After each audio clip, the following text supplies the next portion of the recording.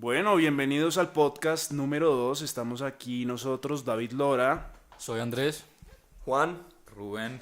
Y entonces el tema de hoy se basa principalmente en por qué no hay que definir nuestro propio valor con las métricas que nos ponen otras personas. Entonces vamos a empezar dando una ronda de ejemplos de qué es lo que cada uno de nosotros cree que se refiere definir su propio ser de acuerdo a las métricas de otras personas.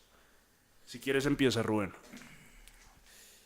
Definir nuestro propio ser mediante las métricas de otras personas es buscar validación en las perspectivas y en los pensamientos de otras personas, sea física, sea intelectualmente, sobre nosotros, y hasta ahí va el ejemplo. Ok. perfecto. A mí un ejemplo que me parece clave y que yo creo que vemos muy seguido es con el tema de cómo se ve el cuerpo de una persona. Digamos en mi caso, y creo que le ha pasado a mucha gente que hace gimnasio, le dicen, ay no, ya estás demasiado grande. Pues no me parece, y para mi métrica no lo estoy, o no sé, lo que sea. A mí me gustaría estar en cierto punto y no me importa que la otra gente considere que eso se ve feo, que eso se ve mal. Es mi propia meta y es lo que yo considero que, pues, como yo me quiero ver, básicamente. Bueno, a mí se me ocurre un ejemplo, cuando uno busca validación, por ejemplo, en los padres, cuando uno estudia algo que uno en realidad no quiere, o el solo hecho de entrar a la universidad, por el simple hecho de querer satisfacer o validarse ante los ojos de nuestros padres. Eso me parece un buen ejemplo. Pues el ejemplo que tengo es el tema sobre todo del trago en las fiestas, es algo súper puntual, pero creo que le ha pasado a la mayoría de nosotros, y es que tal vez un día en el que no tenemos esas ganas de salir de fiesta, de hacer lo que queremos, o sea, lo que creemos que hay que hacer porque es lo socialmente aceptado, si salir de fiesta un viernes o un sábado, y terminamos yendo porque simplemente fue como el flow del momento, y terminamos después tomando porque simplemente fue el flow del momento, y si nos preguntamos si eso va de acuerdo a lo que queríamos hacer y si va de acuerdo a lo que teníamos que hacer el día siguiente, no está siendo congruente con nosotros mismos, y lo terminamos haciendo simplemente por el tema de esperar validación de otras personas. Entonces eso también es un ejemplo de esta situación. ¿Qué opinan de eso? Yo creo que todos los ejemplos que acabamos de mencionar admiten excepciones, o sea, no estamos diciendo, digamos, que usted no pueda tomar en una fiesta, o que, sí, porque hay ocasiones que uno le da ganas de tomar, y si le da ganas de tomar simplemente porque tiene ganas de tomar o tiene ganas de salir, pues hágalo, sin ningún Exacto. problema. Lo que estamos comentando acá es más bien El conflicto. el conflicto que se genera internamente cuando usted no quiere hacer algo y hay presiones sociales que lo obligan a hacerlo. Entonces la regla general en la gente de nuestra edad, de más o menos 18 a 20 años, es que todos los fines de semana hay que salir a rumbear, hay que emborracharse y hay que darse besos con muchas viejas, porque si no, básicamente usted es un raro o algo así. Entonces, si a usted no le gusta ese tipo de vida, pues no tiene por qué seguirla. Es a lo que me refiero. Sí, también entender que, o sea, la libertad no está solamente en uno decidir qué quiere hacer, sino también en decidir qué no quiere hacer. Y entonces, pues con ese ejemplo que dices, si uno en el fondo sí quiere tomársela y quiere listo emborracharse y que sea ese el plan de la noche, pues vale la pena, o sea, totalmente a favor de eso. Pero si eso no es realmente lo que uno quiere hacer, pues tal vez la mejor opción es simplemente no hacerlo. El problema es también el conflicto en el que entra la persona con los pares en ese instante. Entonces eso no es algo fácil de sobrellevar al comienzo, pero creo que es un hábito, ¿no? ¿Qué piensas de eso, Rubén? No, es que esta es la realidad que estamos enfrentando en este momento. Nosotros no podemos llegar aquí a generalizar que todos quieren o no quieren tomar, pero ¿qué de malo tiene tomar en todas las fiestas? Claro, no tiene nada de malo. No tiene nada de malo si eso es lo que tú realmente quieres hacer. El problema es que la mayoría de la gente lo hace por razones que no son, digamos, de esa persona. O sea, lo hacen porque quieren darse besos con una vieja o algo así y creen que les queda más fácil tomando. O porque quieren pasarla bueno y no son capaces de pasarla bueno sin tomar, ¿sí? Lo que dijo David, si uno tiene ganas de tomar, pues tome, no hay ningún problema. O sea, no hay ningún problema siempre y cuando no sea constantemente, por supuesto, porque pues eso puede llevar a cosas graves como el alcoholismo, pero no nos vamos a meter en ese tema.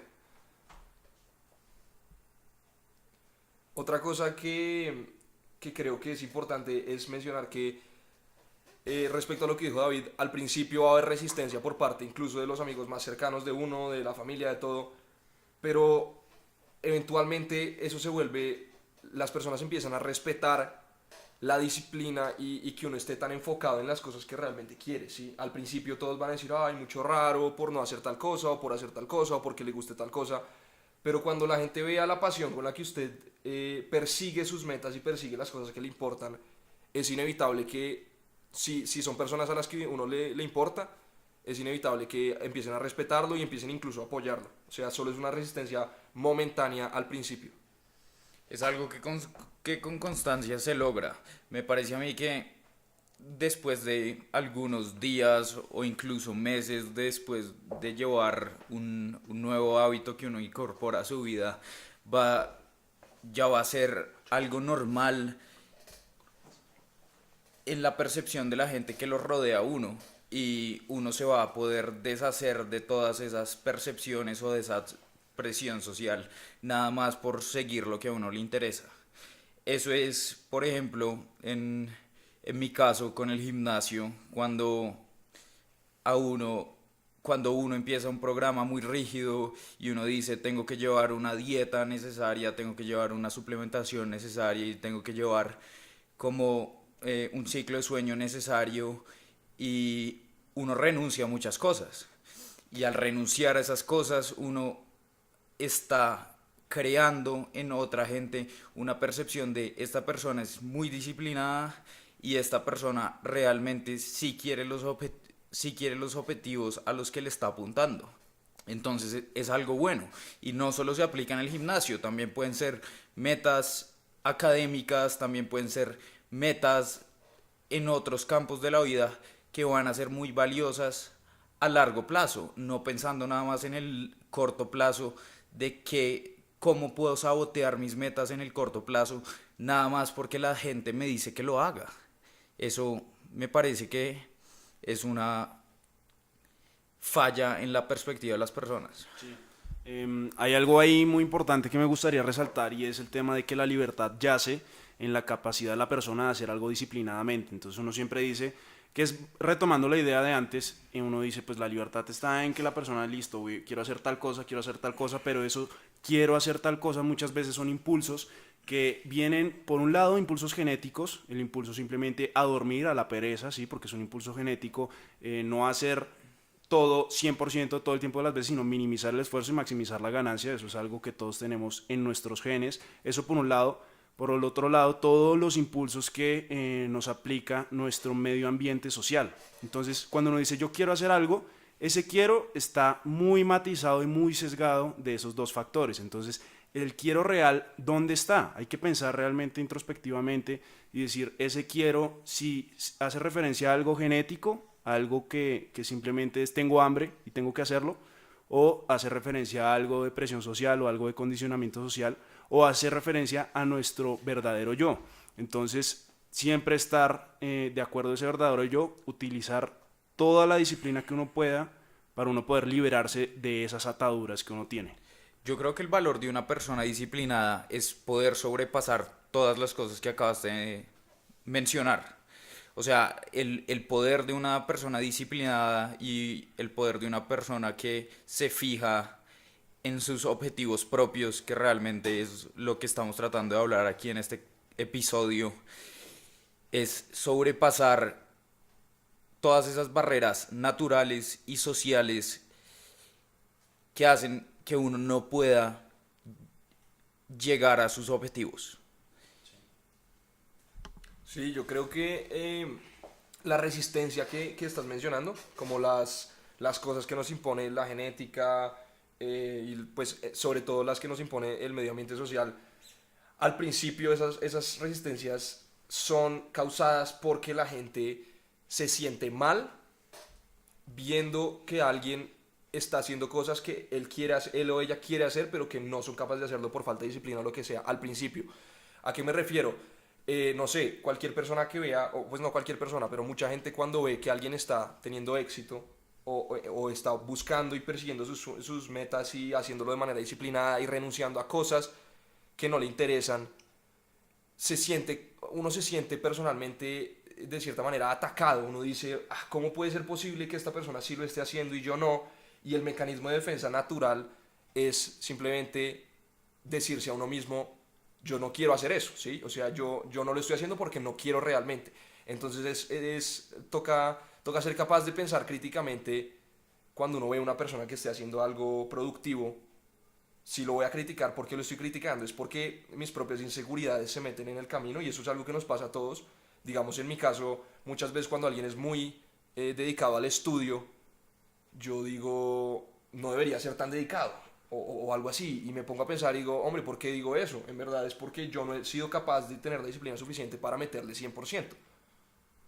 Sí, también esos son muchos temas de racionalizaciones y mentiras que uno se cuenta a sí mismo. Entonces, sí, en el tema de lo académico, eso sí, yo he visto cómo sucede y es tenaz pensarlo, porque es el mismo cerebro jugándole a uno una pasada mala y evitando que uno logre el objetivo que uno de verdad tiene.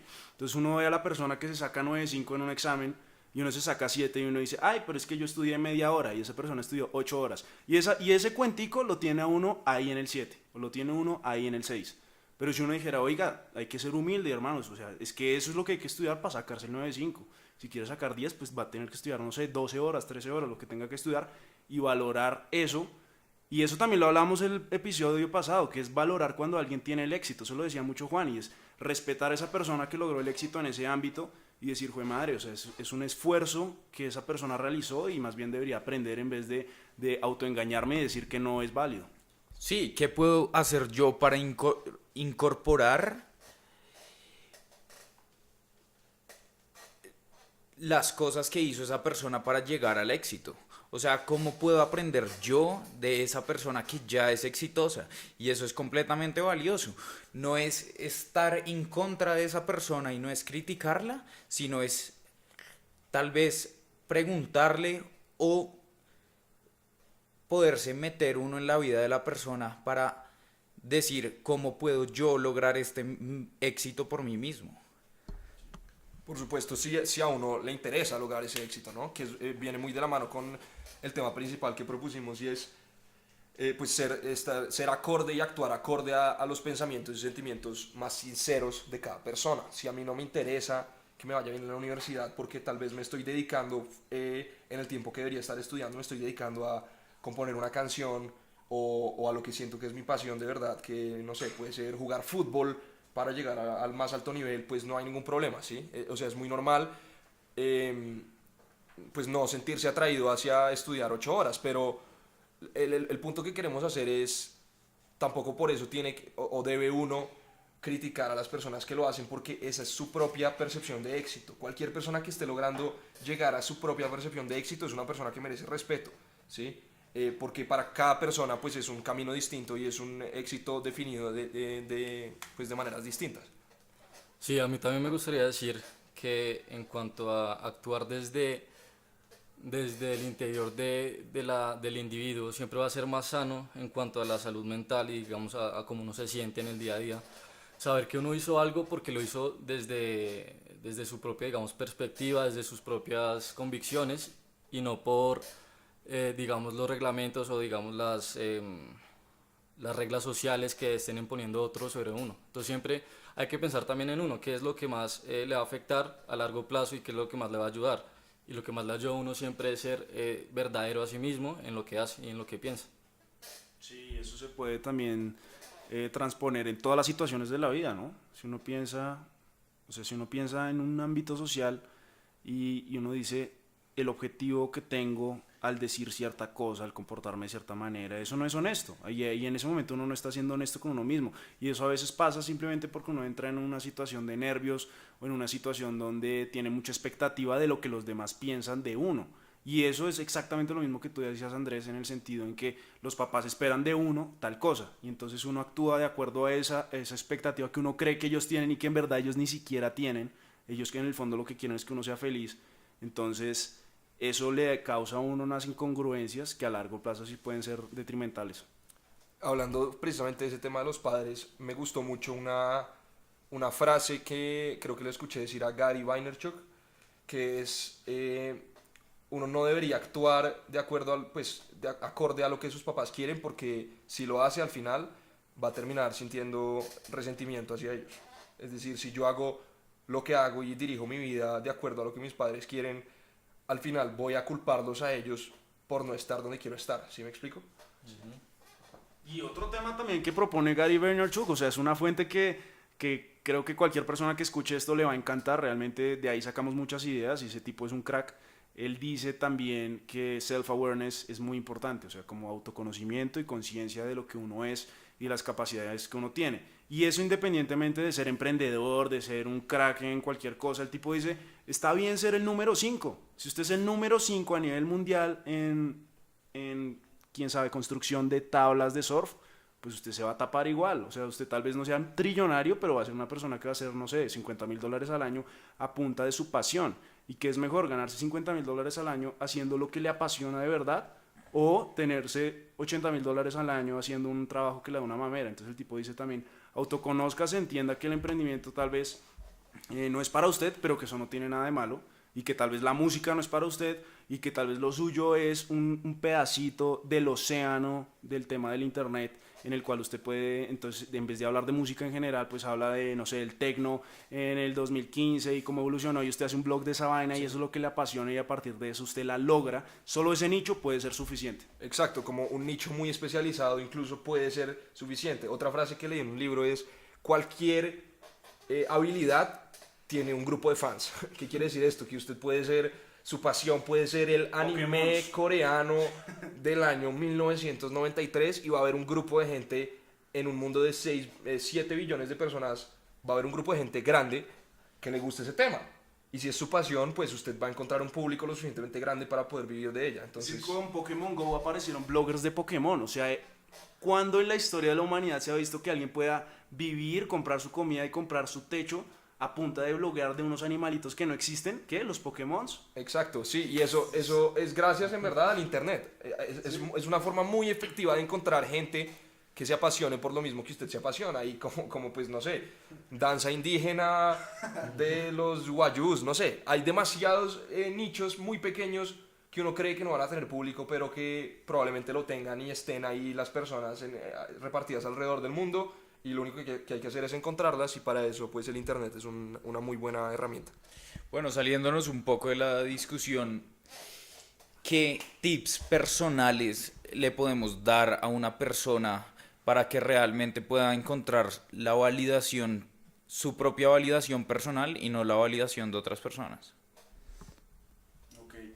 Bueno, en primer lugar, así se me ocurre es, primero autoconózcase y entienda usted en qué es bueno, en qué es malo, y apuéstele totalmente a lo que es bueno. Lo que es malo, inténtelo controlar, pero si se da cuenta que por ahí no progresa, listo, no importa. O sea, simplemente cambie la métrica y diga, joder madre, yo en lo que soy bueno es en esto. Entonces pongo un ejemplo, si lo mío es el deporte, yo por qué me voy a autojuzgar por ser bueno en matemáticas, si lo mío es el deporte. Entonces yo me autojuzgo en la medida en que yo progreso en mi área de especialización. Si mi área de especialización siendo el deporte, entonces yo miro las métricas, soy más fuerte, tengo unas mejores medidas, salto más lejos, etcétera, etcétera, etcétera. Entonces autoconocimiento en primer lugar, y cambiar esas métricas de un lado en el que no soy bueno al lado en el que soy bueno, y siempre tener referencia en el automejoramiento, nunca en el tema de comparación, porque siempre va a haber una persona 30 veces mejor que uno, pero si uno se compara, entonces uno siempre es una hormiga al lado. Entonces uno no se puede comparar, simplemente compárese contra usted mismo, pero una versión anterior, y ahí va a ir mejorando. Me parece que eso que acaba de decir David es lo más clave que pudo haber dicho, porque si su medida va a ser comparándose con otras personas, precisamente eso, siempre va a haber alguien que lo supere en todo. Mientras que si la medida es la comparación con uno mismo y cómo uno ha mejorado, usted puede que siga siendo nadie en relación con el resto del mundo, y eso viene muy de la mano con precisamente lo que estamos haciendo nosotros en este momento. Nosotros no estamos diciendo que seamos los más millonarios, los más exitosos, los más nada, pero en comparación a lo que éramos antes, yo creo que la gente que nos conoce lo ha notado, y pues nosotros mismos lo hemos notado. La diferencia es abismal, hemos mejorado en todos los aspectos posibles.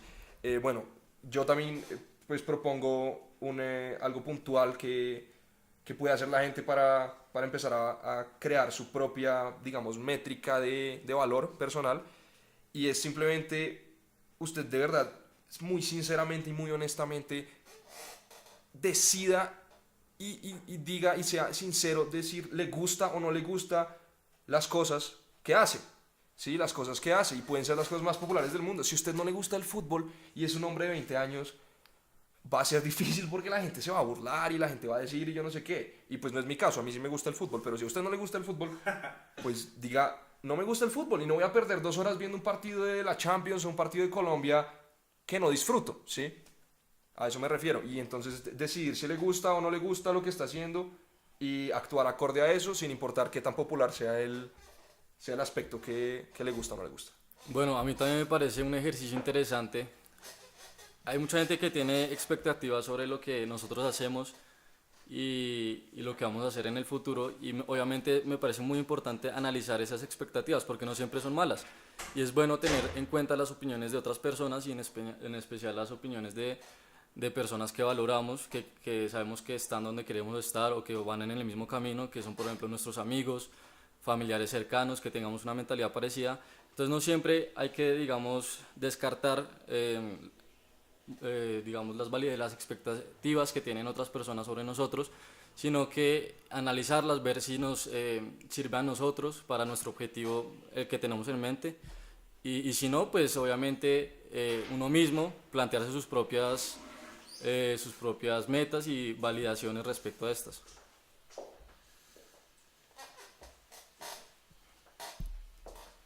Ok, sí, eso que dices, Andrés, es muy clave.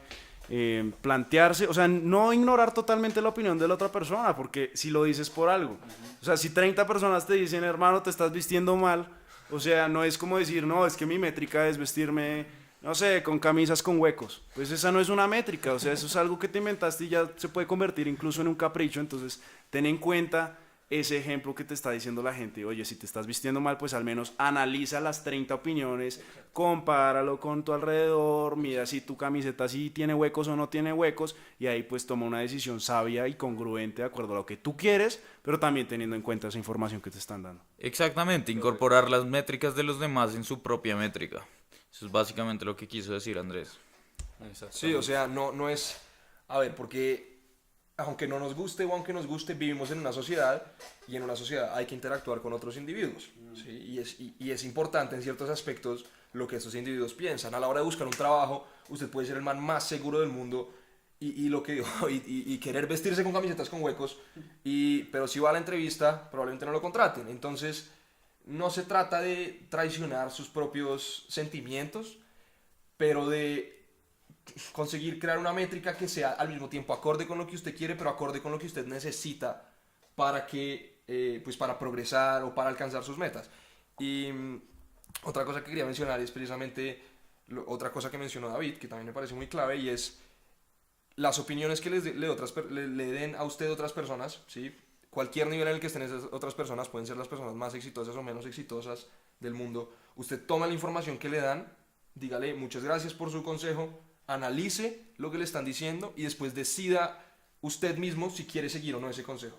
Sí, exactamente. En el mundo en el que vivimos es muy difícil aislarse de las opiniones de los demás. En todo momento vamos a escuchar cosas que piensan los otros sobre uno, sobre lo que sea, cualquier tema. Y como no se puede uno aislar de esas opiniones, es importante aprender a lidiar con ellas y a aprovecharlas y sacarle provecho a lo que dicen los demás. También hay que tener en mente que la intención de la gente, o sea, no hay que cuestionar las intenciones de las personas. Muchas veces son temas intrínsecos de la persona, que como decía Juan, puede ser un conflicto que tenga la persona y dice, jue madre, si esta persona está teniendo éxito, esto de alguna manera me ataca y me pone a la luz y me dice, él sí la está logrando y tú no la estás logrando, y los dos tienen las mismas habilidades, las mismas capacidades, y tú no la logras es porque no quisiste. Y cuando eso irradia sobre nosotros, muchas veces uno se pone defensivo. Entonces entender esa perspectiva desde el lado de la otra persona. Si te dice algo fuerte y algo que tal vez no va de acuerdo a lo que tú esperabas oír, pues tal vez esa es una de las razones. Ahora, tal vez la razón no es esa, sino que es genuinamente que la estás embarrando en algún punto. Entonces, siempre ponderar todo ese tipo de cosas, tener en cuenta las perspectivas de la otra persona y saberlo manejar y saberlo asimilar como debe ser. Exacto, no cualquier persona que te diga alguna crítica sobre ti mismo o alguna crítica constructiva, lo que sea, es un hater.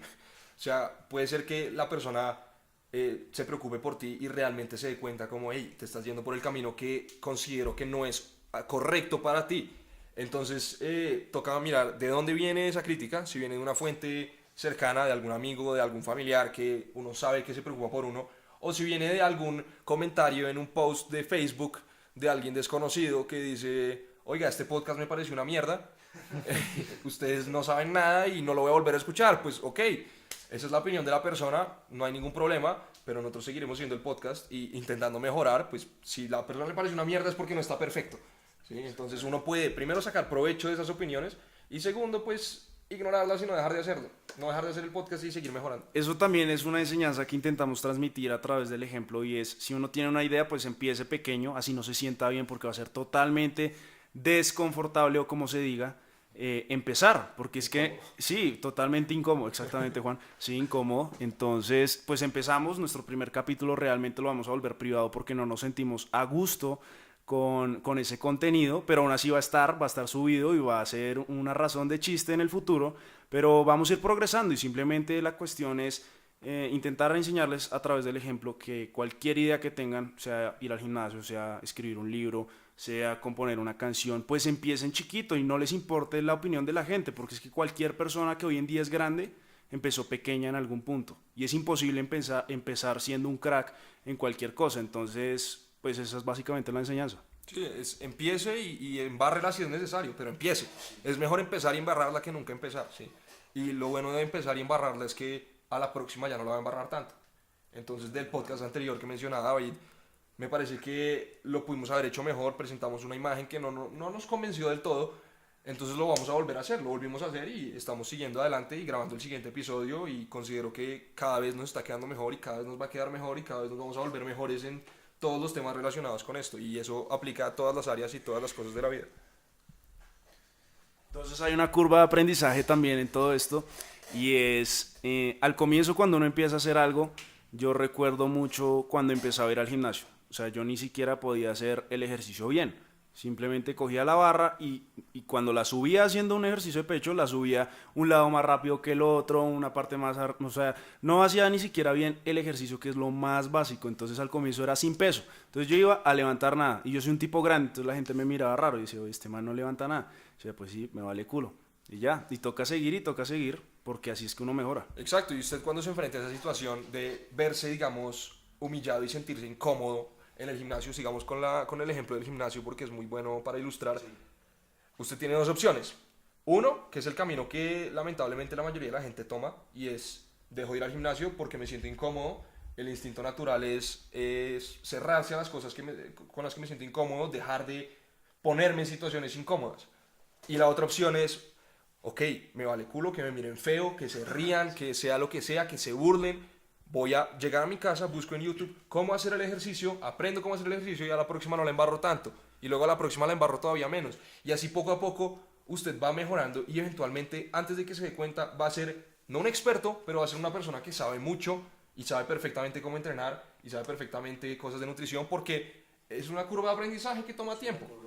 Sí, me parece además que en muchas ocasiones nuestros críticos más grandes somos nosotros. Y uno va al gimnasio y piensa que todo el mundo lo está mirando y en realidad a nadie le importa lo que usted esté haciendo. Entonces hay que tener eso en cuenta y mentalizarse que uno va es por uno mismo y no por lo que digan los demás. Y tener en cuenta que cada uno está en el gimnasio, digamos en el ejemplo que mencionaba David, que es el gimnasio, cada uno está en su cuento, se está preocupando por sí mismo y no le están poniendo cuidado a un tipo que pues, no está levantando nada o que lo está haciendo mal.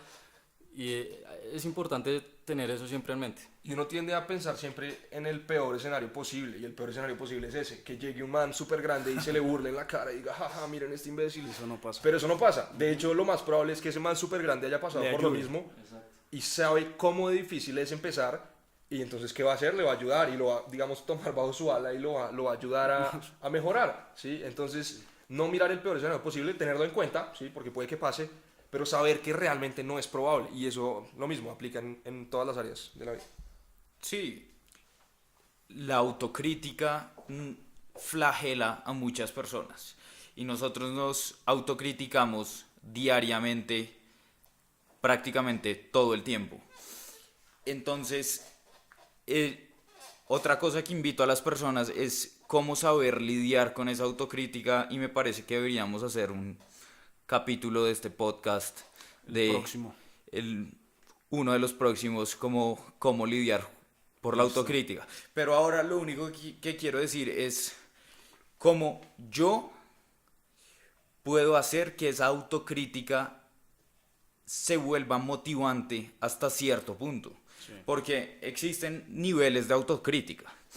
Hasta un nivel de autocrítica es productiva y después se vuelve destructiva. Entonces, ¿cómo podemos nosotros incorporar la autocrítica en nuestra vida para que siempre esté como motivador haciendo cosas productivas para nuestra vida? Listo. Exacto, y me parece que este es un buen punto para cerrar y dejar como el tema propuesto para la reunión y el podcast de la próxima semana, la autocrítica, cómo manejarla, por qué puede ser buena y por qué puede ser destructiva. Y nada, yo creo que eso es todo por hoy. Listo. Como siempre, muchas gracias por escuchar, espero que les haya servido de algo. Y bueno, pues sí, para terminar es más que todo darles las gracias y que sigan pendientes porque esta vaina va a seguir mejorando, ¿listo? Tal cual nosotros les decimos, eso estamos aplicando y ese es nuestro propósito de aquí en adelante. Ah, sí, sí, y si tienen ganas de criticar, háganle, o sea, si en verdad les pareció muy malo, si tienen críticas destructivas o constructivas, pónganlas en los comentarios, no importa, las tomaremos y seguiremos mejorando. Gracias por escuchar. Gracias.